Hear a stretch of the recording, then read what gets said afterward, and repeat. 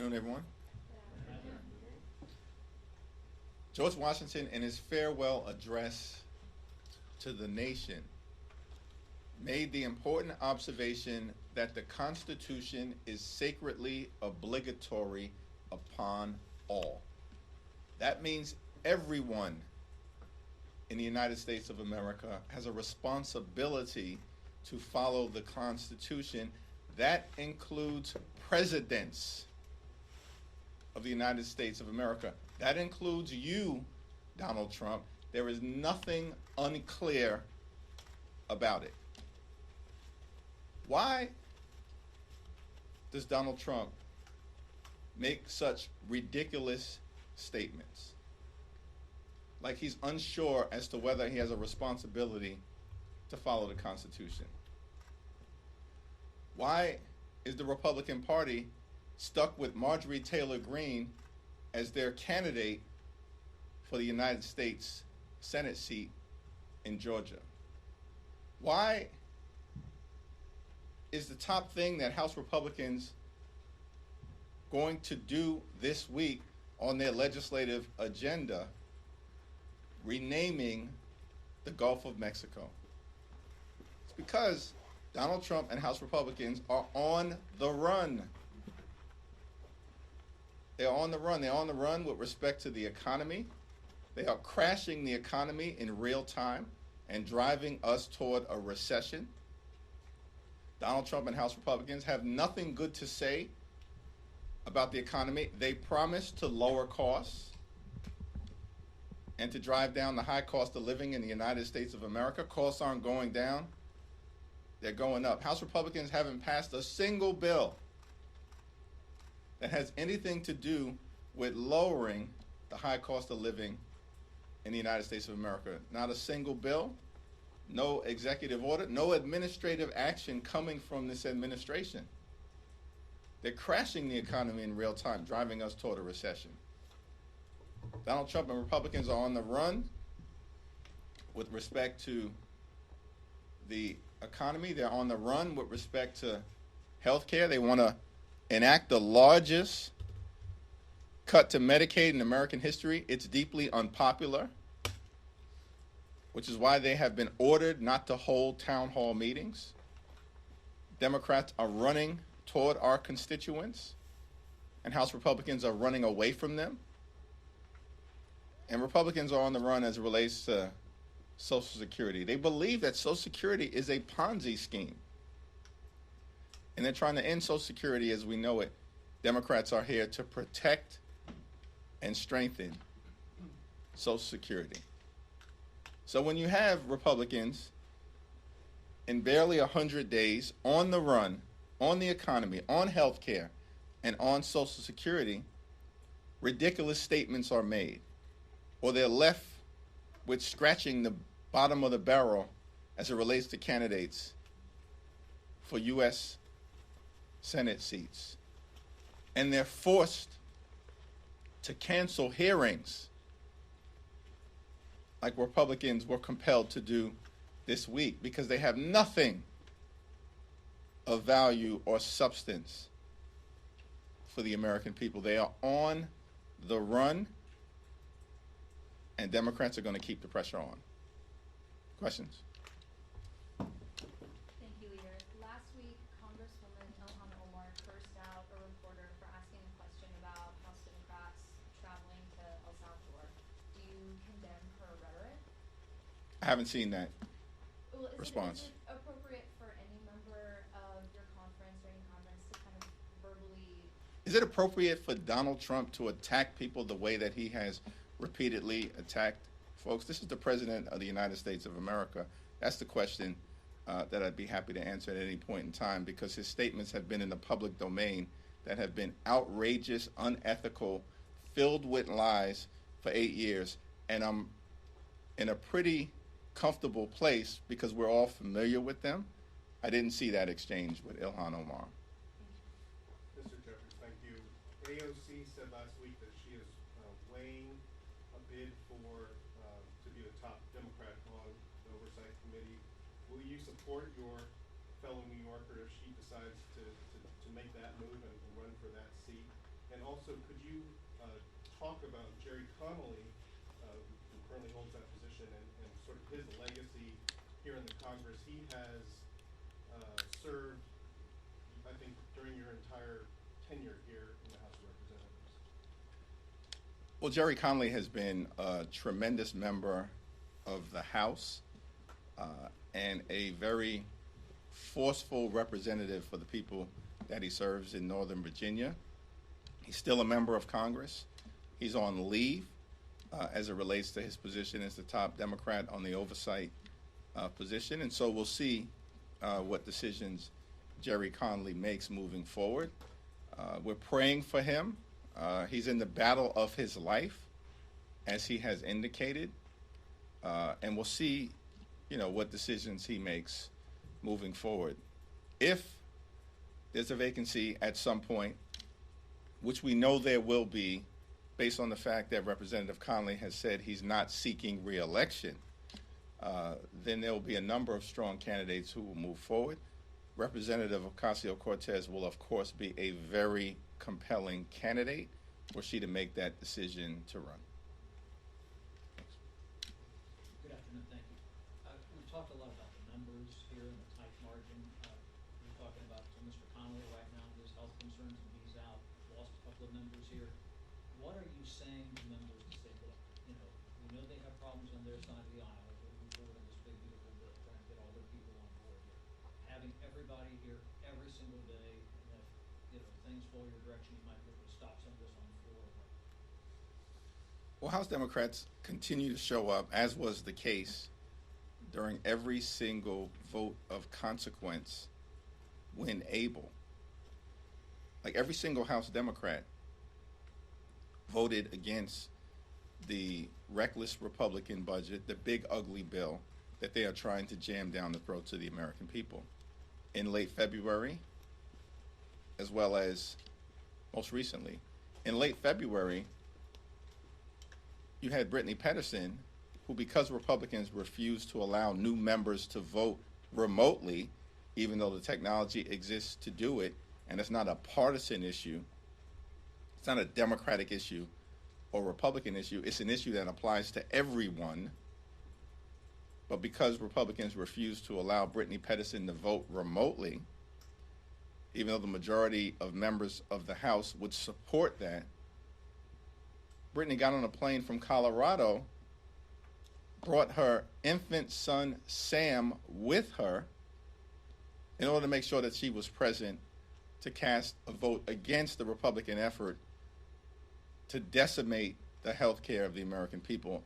And at the same time, Kevin Mullen, literally, who had just had several surgeries, including complications from one related to his knee, got on a plane from Northern California, flew across the country with his wife so that she could change his IV midair on the plane in order to make it.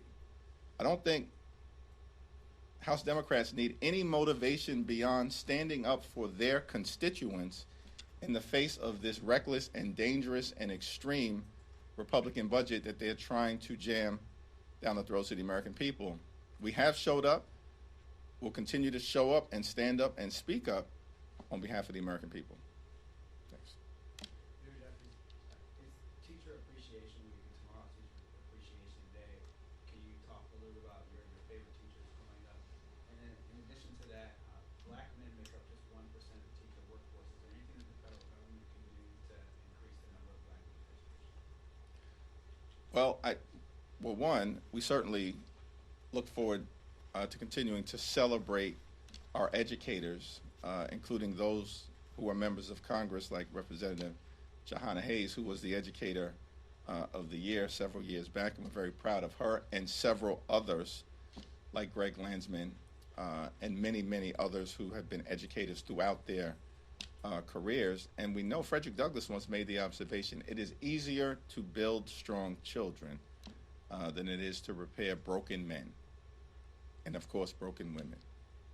And so the United States of America has to continue to celebrate and lift up our public schools, our educators, and our capacity to make sure that people receive a first-rate education so that they have a pathway into the American dream. Republicans are trying to actually decimate public schools by shutting down the Department of Education. The contrast couldn't be any clearer. I've had several consequential teachers throughout the years. I'll refrain from mentioning any of them. I still have to get reelected every other year. And so I'm not going to choose sides other than to say I'm thankful for my elementary school teachers, my high school teachers, and those that I met and learned from in terms of higher education. I think studies have consistently shown that having a diverse group of educators, which would include African American educators and men in particular, where there has been a shortage, particularly in many urban communities across the country, is something that would benefit everyone, particularly in places like many of the neighborhoods that I represent. Thanks. Mayor Jeffries, can you speak to the delays and cancellations that we're seeing in Newark, your reaction to that, and what, if anything, you can do about it? Well, it's certainly something that I think we're all invested in looking into as it relates to the ability of the American people to be able to travel in an efficient way. We do know that the Trump administration has decimated the FAA in a variety of different ways, and they've been doing this from the very beginning. They are breaking the federal government, and as part of breaking the federal government, the Trump administration is breaking the FAA. And whether the specific situation is at Newark Airport has anything to do with that remains to be seen. But it's my expectation that the Transportation and Infrastructure Committee will look into this situation, that we should get some answers and figure out how to get it turned around. I flew out of Newark earlier this morning, and there is a long delay. Many flights have been canceled, and for those that are not canceled, there's a long delay. Part of the challenge at Newark, of course, is that there's only one runway at this particular point in time, and whether that runway situation has to do with air traffic controllers and a shortage, it all needs to be figured out. Thanks. Thank you, Mr. Leader. Earlier today, Trump floated the idea of tariffs on foreign films. Says he has not come to a final decision, but in recent years, movies, TV shows, they have moved out of the United States. What policies or steps do you want to see from the federal or state level to help bring movies, TV shows back to the United States, keep them in the United States, whether it's Hollywood, Georgia, or New York? Well, the film and television tax credit that has existed for a while in New York has been an important part of continuing to sustain and grow domestic film and TV production. And I certainly think that using the tax code in that way is actually a positive way to incentivize as much production as possible in the United States of America. In terms of this idea or that idea that Donald Trump continues to throw out there, again, it's all a distraction from the fact that Donald Trump's first 100 days have been a debacle. He has failed the American people. The core promise that Donald Trump made and that Republicans made to the American people on the campaign trail repeatedly was that they were going to fix a broken economy and drive down the high cost of living. In fact, Donald Trump said that costs would go down on day one. The reason why he's the most unpopular president in modern American history after the first 100 days, despite all of the big talk of a mandate and the Democratic Party being in retreat, is that he has failed on the economy. And Republicans have failed on the economy. And so all the random stuff that gets thrown out there, which is not how policy should be made in a sound manner, all the random stuff that gets thrown out there, it's just hard to take it seriously, and it's hard to evaluate it outside of the context of Donald Trump trying to distract the American people from the fact that he's been a failure as president. The House Republicans are failing. They are completely in retreat. They are canceling committee hearings. They keep blowing through their own deadlines. Originally, this big ugly bill was supposed to be enacted by early April. We're now in May. They're canceling hearings. They said, well, we're going to get this done by Memorial Day. That ain't happening either. And it's because the American people view these Republican policies as dangerous and harmful. And Republicans haven't figured out how to break away from being a rubber stamp for Trump's extreme agenda. And that's why we're seeing this level of paralysis. Thank you, Mr. Leader. There's been some preliminary discussions about some carve-outs for small businesses, for farmers, as it relates to the tariffs, the economic impact of the tariffs. Do you support, do House Democrats support some sort of relief, some sort of emergency assistance should it come to that, based on how the economy is moving towards recession because of these Trump tariffs? Donald Trump and House Republicans are crashing the economy in real time, raising the cost of living, hurting farmers, hurting small businesses, and hurting everyday Americans, and driving us toward a recession. The best thing that could be done is for Donald Trump and House Republicans to change direction. None of this was promised or talked about. I think we were promised, what, a golden age in the United States of America? Not a recession.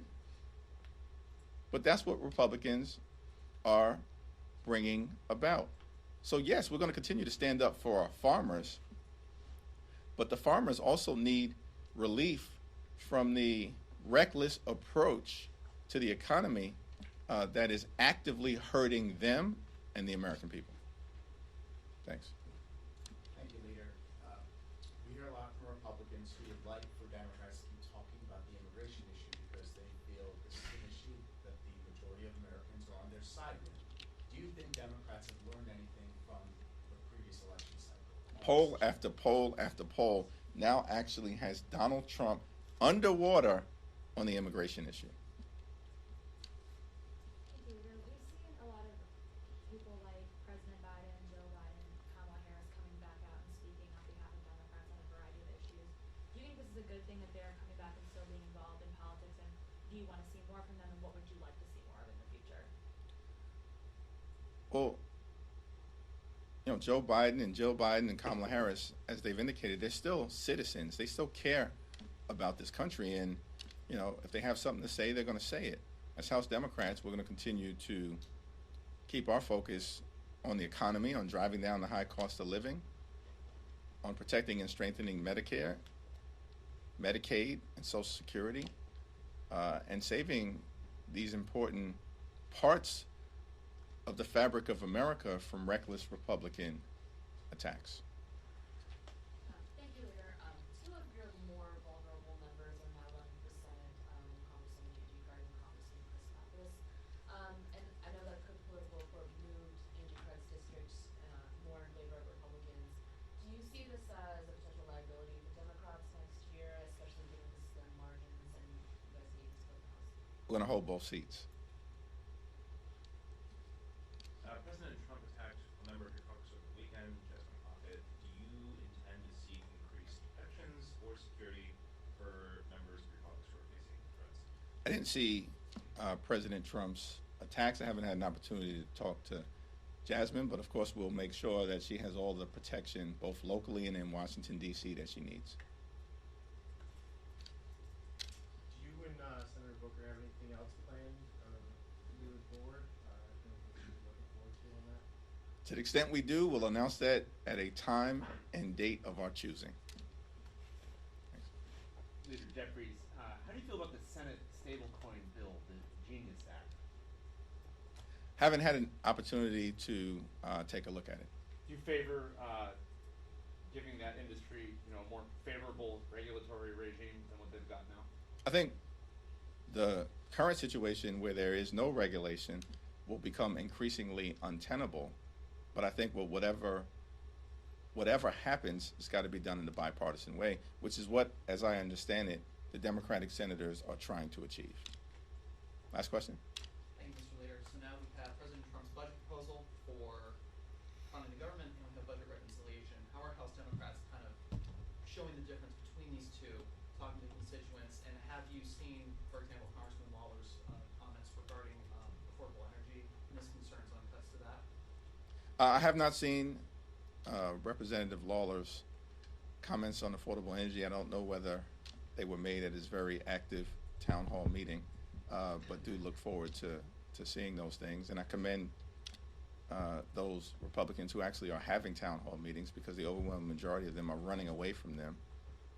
But nonetheless, every single one of them are actively supporting, including Representative Lawler, Trump's extreme agenda. And it's all part of the same thing, right? The budget, the reconciliation, the appropriations process, it's all part of an extreme Republican agenda that they are trying to jam down the throats of the American people without engaging in any effort to solve problems on behalf of hardworking American taxpayers in a bipartisan manner.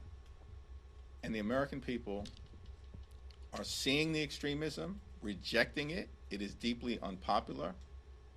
It's why Donald Trump is underwater in terms of his approval ratings, and that has happened in record time. And it's also why every single generic ballot, including most recently Fox News, has had Democrats up in Fox News by 7 points.